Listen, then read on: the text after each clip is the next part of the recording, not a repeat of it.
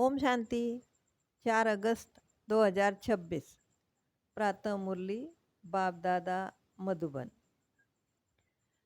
बाबा कहते, मीठे बच्चे, ज्ञान सागर बाप तुम्हें ज्ञान का तीसरा नेत्र देने आए हैं, जिससे आत्मा की ज्योति जग जाती है।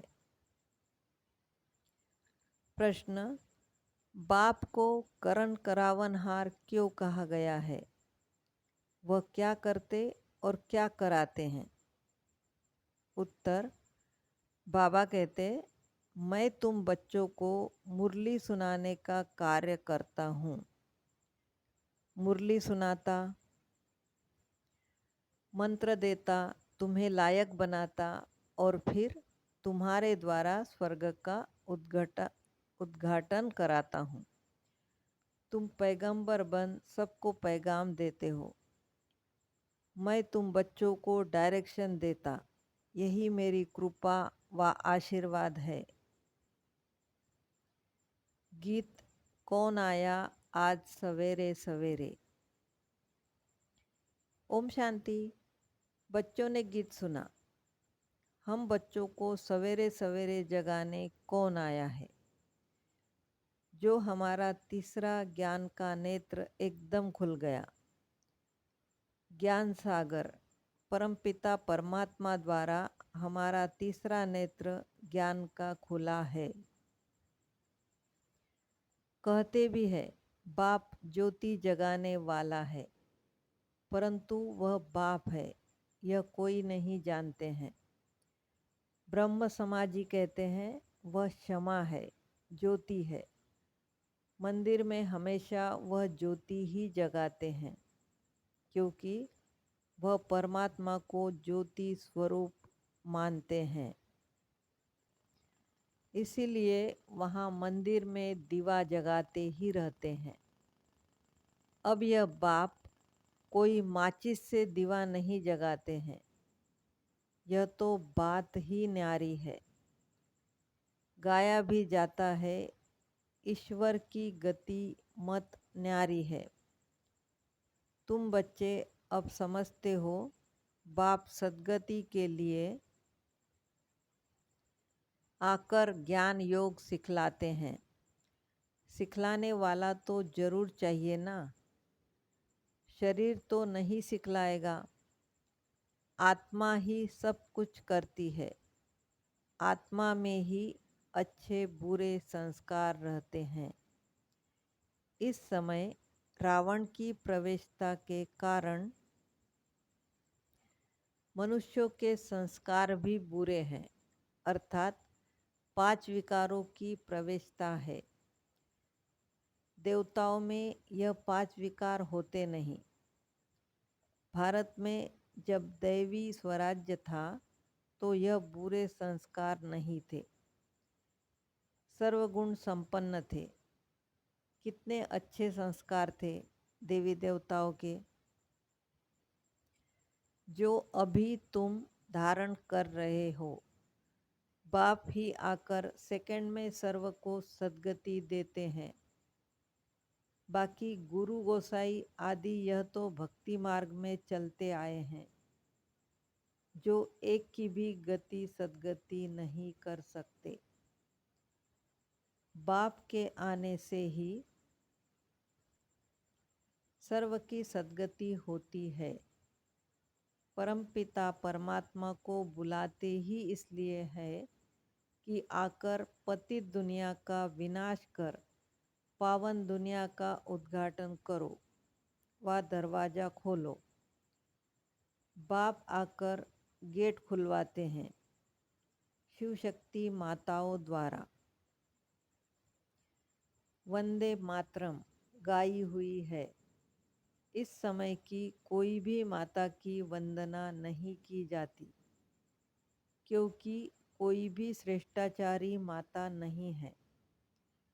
श्रेष्ठाचारी उनको कहा जाता है जो योग बल से पैदा हो। लक्ष्मी नारायण को श्रेष्ठाचारी कहा जाता है। भारत में देवी देवता जब थे तो भारत श्रेष्ठाचारी था। इन बातों को मनुष्य तो जानते ही नहीं, वह अपने ही प्लान बना रहे हैं। गांधी भी राम राज्य चाहते थे, इससे सिद्ध है कि रावण राज्य है। भारत पतित है, परंतु राम राज्य स्थापन करने के लिए तो बेहद का बापूजी चाहिए, जो राम राज्य की स्थापना और रावण राज्य का विनाश करे। बच्चे जानते हैं, रावण राज्य को अब आग लगनी है। सभी आत्माएं अज्ञान अंधेरे में सोए हुए हैं। तुम जानते हो, हम भी सोए हुए थे, बाप ने आकर जगाया है। भक्ति की रात पूरी हुई, दिन शुरू होता है। रात पूरी हो, अब दिन हो रहा है। बाप संगम पर आया हुआ है। बच्चों को दिव्य दृष्टि और ज्ञान का तीसरा नेत्र देते हैं, जिससे तुम सारे विश्व को जान चुके हो। तुम्हारी बुद्धि में बैठा हुआ है कि यह बना बनाया अविनाशी ड्रामा है, जो फिरता ही रहता है। अभी तुम कितना जाग गए हो, सारी दुनिया सोई हुई है। अभी तुम बच्चों को सारे विश्व के आदि मध्य अंत, मूल वतन, सूक्ष्म वतन, स्थूल वतन का पता है। बाकी सारी दुनिया कुंभकर्ण की अज्ञान नींद में सोई हुई है। यह किसको पता नहीं कि पतित पावन कौन है। पुकारते हैं, हे पतित पावन आओ। यह नहीं कहते कि आकर सृष्टि के आदि मध्य अंत का राज समझाओ। बाप कहते हैं, तुम इस सृष्टि चक्र को समझने से ही चक्रवर्ती राजा बनते हो, याद से ही पावन बनते हो। यह भी जानते हो, विनाश सामने खड़ा है, लड़ाई भी होनी है। बाकी कौरव पांडवों की लड़ाई नहीं हुई। पांडव कौन थे, यह भी किसको पता नहीं। सेना आदि की कोई बात ही नहीं। तुम्हारी तरफ है साक्षात पारलौकिक परमपिता, उस बाप से ही वर्षा मिलता है। तुम जान गए हो, श्री कृष्ण की आत्मा 84 जन्म भोग अब फिर बाप से वर्षा ले रही है। वर्ल्ड की हिस्ट्री ज्योग्राफी रिपीट होती है। अब तुम बच्चों को विनाश के पहले सतो प्रधान जरूर बनना है। गृहस्थ व्यवहार में रहते कमल फूल समान पवित्र रहना है। गाया भी हुआ है भगवानुवाच, गृहस्थ व्यवहार में रहते यह एक जन्म पवित्र बनो। पास्ट इज पास्ट, यह तो ड्रामा में नूंद है। सृष्टि को सतो प्रधान बनना ही है। यह ड्रामा की भावी है, ईश्वर की भावी नहीं। ड्रामा की भावी ऐसी बनी हुई है, सो बाप बैठ समझाते हैं। आधा कल्प जब पूरा होता है, तब बाप आते हैं। बाप कहते हैं, जब रात पूरी हो, दिन शुरू होता है, तब ही मैं आता हूँ। शिवरात्रि भी कहते हैं ना, शिव के पुजारी शिवरात्रि को मानते हैं। गवर्नमेंट ने तो हॉलीडे भी बंद कर दिया है, नहीं तो कम से कम 1 मास हॉलीडे चलनी चाहिए। कोई को भी पता नहीं, शिव बाबा सर्व की सद्गति करने वाला है। वही सर्व का दुख हरता सुख करता है। उनकी जयंती तो बड़े धूमधाम से एक मास सब धर्म वालों को मनानी चाहिए। खास भारत को बाप डायरेक्ट आकर सद्गति देते हैं। जब भारत स्वर्ग था तो देवी देवताओं का राज्य था। उस समय और कोई धर्म ही नहीं थे। देवताएं विश्व के मालिक थे। कोई पार्टीशन आदि नहीं थे। इसीलिए कहा जाता है अटल अखंड सुख शांति संपत्ति का दैवी राज्य फिर से हम प्राप्त कर रहे हैं। बेहद के बाप से बेहद का वर्षा 5000 वर्ष पहले भी मिला था। सूर्यवंशी चंद्रवंशी राज्य में कोई दुख का नाम नहीं था। गाया भी जाता है, राम राजा राम प्रजा राम, वहाँ अधर्म की कोई बात नहीं। बाबा ने तुम्हें ब्रह्मा और विष्णु के बारे में भी समझाया है कि इन दोनों का आपस में क्या संबंध है। ब्रह्मा की नाभि से विष्णु निकला। यह कैसा वंडरफुल चित्र बनाया है। बाप समझाते हैं, यह लक्ष्मी नारायण ही अंत में आकर ब्रह्मा सरस्वती जगदम्बा जगत पिता बनते हैं, जो दोनों फिर विष्णु अर्थात लक्ष्मी नारायण बनते हैं। बाप बैठ समझाते हैं, जो भी चित्र देखते हो इनमें कोई भी यथार्थ नहीं है। शिव का बड़ा चित्र बनाते हैं, वह भी अयथार्थ है। भक्ति के कारण बड़ा बनाया है, नहीं तो बिंदी की पूजा कैसे हो सकती। अच्छा, फिर ब्रह्मा विष्णु शंकर के लिए भी समझ नहीं सकते। त्रिमूर्ति ब्रह्मा कह देते हैं। ब्रह्मा द्वारा स्थापना विष्णु द्वारा पालना यह भी कहते हैं, परंतु ब्रह्मा तो स्थापना करते नहीं हैं। स्वर्ग की स्थापना ब्रह्मा करेंगे?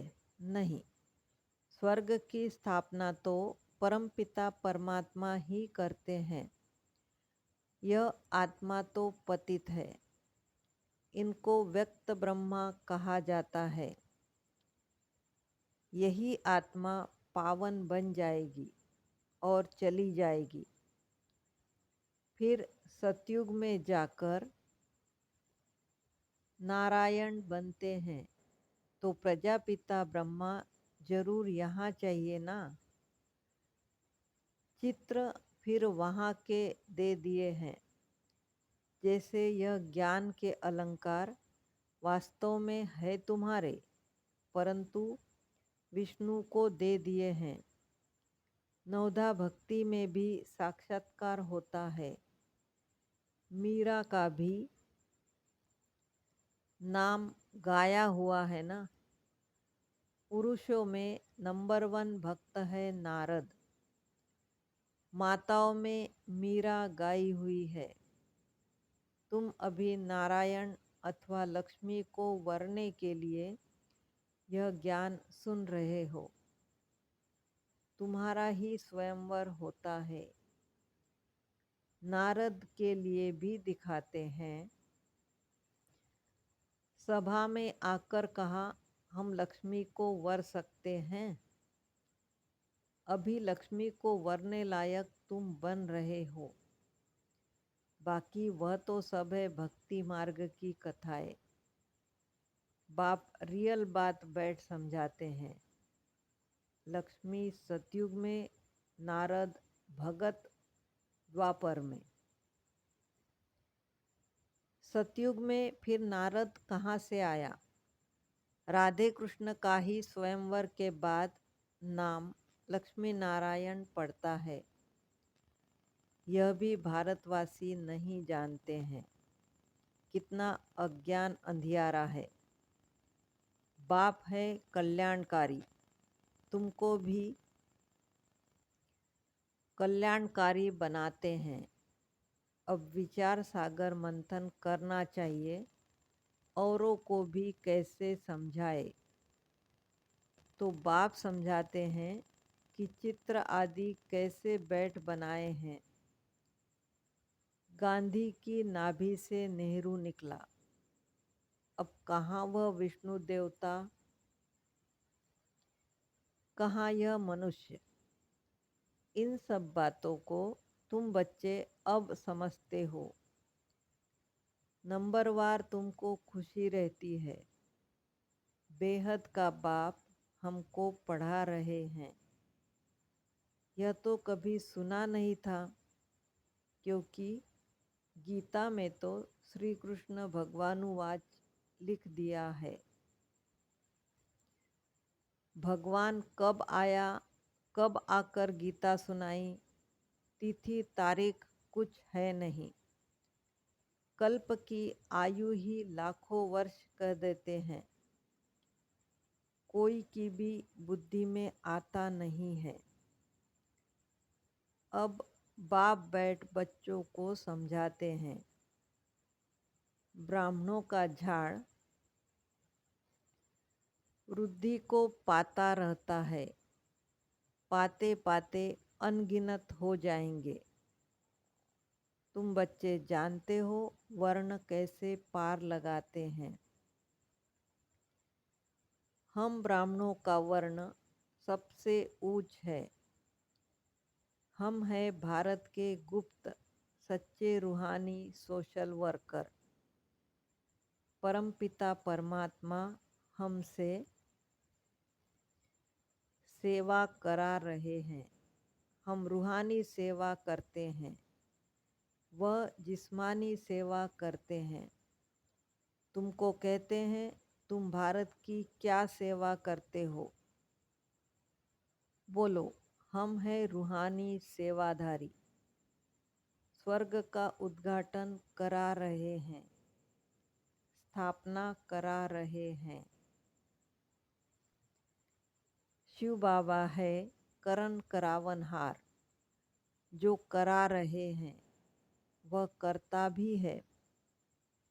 मुरली कौन चलाता है? तो कर्म करता है। तुमको भी सिखलाते हैं कि ऐसे चलाओ।